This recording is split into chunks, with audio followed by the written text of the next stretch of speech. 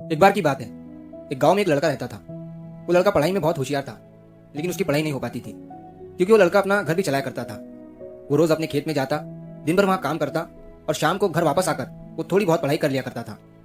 अब जब वो लड़का 12वीं क्लास में गया तो सभी गाँव वालों को ये लग रहा था कि हमारे गाँव से यही लड़का 12वीं में फर्स्ट आएगा, क्योंकि गाँव वालों को भी पता था कि वो लड़का पढ़ाई में बहुत होशियार है। तो 12वीं का एग्जाम आया, लड़के ने एग्जाम दिया और जब 12वीं का रिजल्ट आया तो वो लड़का किसी कारण से एक सब्जेक्ट में फेल हो गया। जब गांव वालों को ये बात पता चली तो सारे गांव वाले उस लड़के को ताने देने लगे और उसका मजाक उड़ाने लगे।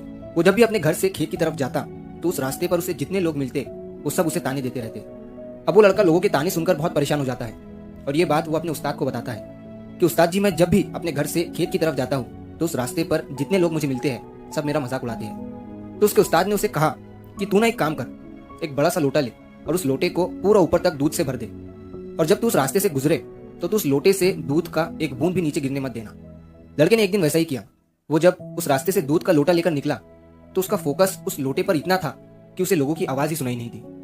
वो इतने ध्यान से उस लोटे को लेकर चल रहा था कि उस लोटे से दूध का एक भी कतरा नीचे ना गिरे।